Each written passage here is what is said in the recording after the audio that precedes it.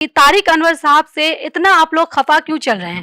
हम लोग खफा नहीं चल रहे हैं। कटिहार की आवाम उनको खोज रही है। कटिहार के लिए बतलाएं वो क्या किए। आवाम के मुद्दे पर आप क्यों नहीं चीफ मिनिस्टर से कभी मिलते हैं? बाढ़ की तबाही सबसे ज्यादा हम कटिहार के लोग झेलते हैं। अभी हिंदुस्तान में 10 मोस्ट सीनियर पॉलिटिशियन में नाम आपका है। सिर्फ आप चिट्ठी पत्री लिखते हैं, ईद में आ गए, बकरीद के बाद आ गए, सेवई खा लिए, लड्डू खा लिए, दिवाली में आ गए, उससे कटिहार चलेगा? 10 चीज बता दे कि बलरामपुर बारसोई को उन्होंने क्या दिया पिछले 10-15 साल में।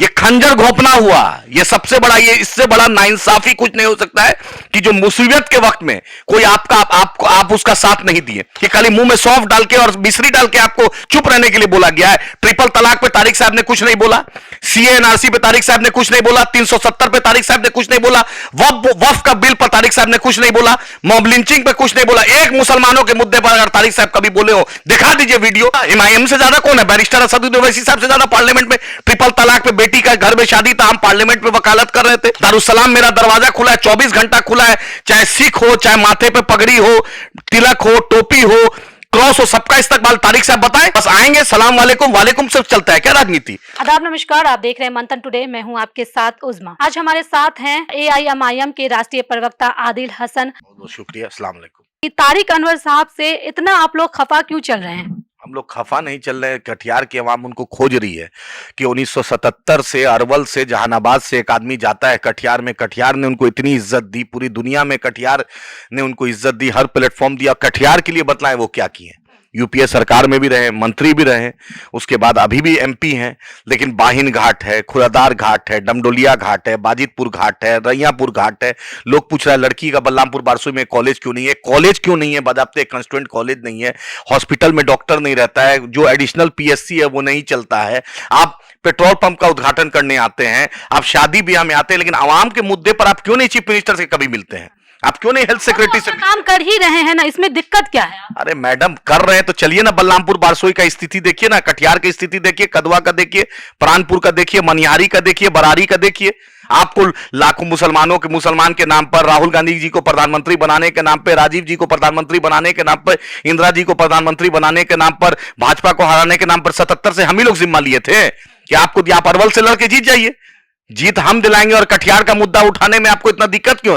कब आप चीफ सेक्रेटरी से मिले हैं किसी मुद्दे पर? आज आबादपुर को, आज बिघोर को ब्लॉक बनना है, आज बलिया बेलोन को ब्लॉक बनना है, कभी आपको नहीं देखा? बाढ़ की तबाही सबसे ज्यादा हम कटिहार के लोग झेलते हैं, चाहे बलरामपुर हो, कदवा हो, प्राणपुर हो, मनिहारी हो, बरारी हो, कोड़ा हो, हम झेलते हैं। लेकिन इस मुद्दे पर आप नहीं कहते हैं। आपका मुझे समझ में, आप इतने सीनियर पॉलिटिशियन हैं, अभी हिंदुस्तान में 10 मोस्ट सीनियर पॉलिटिशियन में नाम आपका है। जितना मंत्री अभी मोदी कैबिनेट में है, जितना मंत्री है, सब आपका जूनियर है। अरे कभी कटिहार के लिए जाइए, कभी कटिहार के लिए जद्दोजहद कीजिए। आपको केरल का भी प्रभारी बनाया गया, राहुल गांधी जी का लोकसभा का भी उसी प्रभारी थे। कटिहार ने तो सबको दिया, आपने क्या कटिहार को दिया? ये तो सवाल मेरा है ना, आज का नौजवान पूछ रहा है ना। सबसे ज्यादा पलायन मेरे यहाँ। स्मॉल स्केल इंडस्ट्री आप नहीं खुलवा पाए, मीडियम स्केल इंडस्ट्री नहीं खुलवा पाए, कोई फूड प्रोसेसिंग यूनिट नहीं खुलवा पाए। आखिर हम क्यों आपको वोट देंगे? हम मांगेंगे ना कि डमडोलिया, बाजितपुर, खुरादार घाट, तारापुर घाट, बारियोल घाट, कुचिया मोड़ घाट, बिटियार घाट, हम, मेरा हक है ना, हम मांगेंगे ना कि जमीरा घाट बनाइए। मेरे एडिशनल पीएससी में एक जगह डॉक्टर नहीं रहते हैं, एम्बुलेंस का दिक्कत है। सबसे ज्यादा दिल्ली, बॉम्बे, हिंदुस्तान के मुख्तलिफ रियासत में कटिहार का लोग, सीमांचल का लोग पलायन किया। आपका कोई टोल फ्री नंबर नहीं है, कोई लेबर सेल नहीं है, कोई सिस्टम नहीं है, बेचारे की मौत हो जाती है, कोई पूछने वाला नहीं है। सिर्फ आप चिट्ठी पत्री लिखते हैं, ईद में आ गए, बकरीद के बाद आ गए, सेवई खा लिए, लड्डू खा लिए, दिवाली में आ गए, उससे कटिहार चलेगा?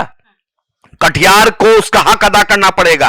आपको कटिहार ने सब कुछ दिया, आप बतलाइए कि कटिहार को आपने क्या दिया। बतला दे, 10 चीज बता दे कि बलरामपुर बारसोई को उन्होंने क्या दिया पिछले 10-15 साल में। शरद पवार साहब के साथ थे, संगमा साहब के साथ थे, सोनिया जी के साथ आप लड़ लिए, क्या मतलब था? उससे कटिहार के लोग को क्या फायदा है? आप लोग वहां पे उनसे बैठ करके, मिल करके इस मसले का हल क्यों नहीं निकालना चाह रहे हैं? मैडम, मेंबर ऑफ पार्लियामेंट है, आप लोग भी तो बात नहीं कर रहे हैं। अरे मैडम, दर्शन तो बहुत दुर्लभ रहता है, दर्शने तो दुर्लभ है। वही तो बलरामपुर बारसोई का लोग, कदवा का लोग पूछ रहा है कि बाढ़ की समस्या क्यों नहीं हल हो रही है। आपको तो 77 से हम आपको वोट दे रहे हैं। मेरी बहनें, मेरी माएं रोजा रख रख के वोट देती हैं, कोई मन्नत करके वोट देता है, लेकिन आप क्या देते हैं? ये तो सवाल करना है, लोकतंत्र है ना।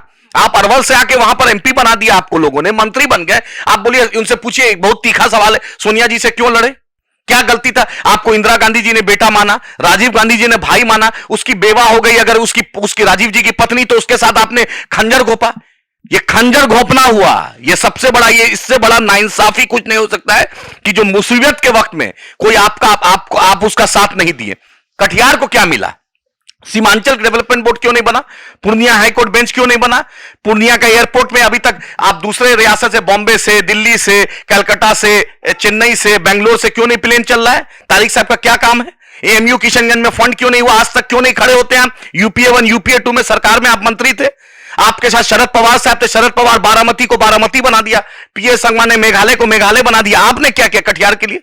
उस मिट्टी का कर्ज अदा कीजिएगा ना, कि खाली मुंह में सौंफ डाल के और मिश्री डाल के आपको चुप रहने के लिए बोला गया है। ट्रिपल तलाक पे तारिक साहब ने कुछ नहीं बोला, सीएनआरसी पे तारिक साहब ने कुछ नहीं बोला, 370 पे तारिक साहब ने कुछ नहीं बोला, वक्फ का बिल पर तारिक साहब ने कुछ नहीं बोला, मॉब लिंचिंग पे कुछ नहीं बोला। एक मुसलमानों के मुद्दे पर अगर तारिक साहब कभी बोले हो, दिखा दीजिए वीडियो। तो एआईएम ने इस सारे मुद्दे को उठाया है क्या? हर मुद्दा एमआईएम से ज्यादा कौन है? बैरिस्टर असदुद्दीन ओवैसी साहब से ज्यादा पार्लियामेंट में ट्रिपल तलाक पे, बेटी का घर में शादी था, हम पार्लियामेंट में वकालत कर रहे थे, सीएनआरसी पे वकालत कर रहे थे, बिल हमने फाड़ा, पूरे देश में हमने जन चेतना की, वह बिल में सबसे ज्यादा मुखर रहे, ज्वाइंट पार्लियामेंट्री में हम रहे। आप क्या कहते हैं मॉब लिंचिंग में हम बोले, चाहे राजस्थान का मॉब लिंचिंग हो, चाहे पहलू खान का हो, तबरेज अंसारी का हो, अतहर अंसारी का हो, हल्का हमने बोला।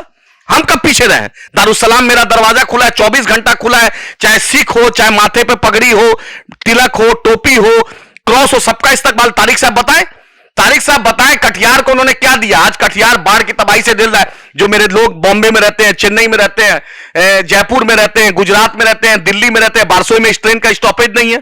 संजय ग्राम स्टेशन की स्थिति देखिए, अजरेल स्टेशन की स्थिति देखिए, आप तेलता स्टेशन की स्थिति देखिए, सुधानी स्टेशन की स्थिति देखिए, आजमनगर स्टेशन की स्थिति देखिए, कटिहार जंक्शन की स्थिति देखिए। कभी एक्सीलेटर नहीं चलता है, कभी क्या कहते टिकट नहीं मिलता है, कभी वेटिंग टिकट रहता है, कोई इनके तरफ से नहीं। बस आएंगे सलाम वालेकुम वालेकुम सिर्फ चलता है। क्या राजनीति? हाँ, आपको कटिहार के लोगों ने सीमांचल स्पेशल स्टेटस पे आज तक बात नहीं किया।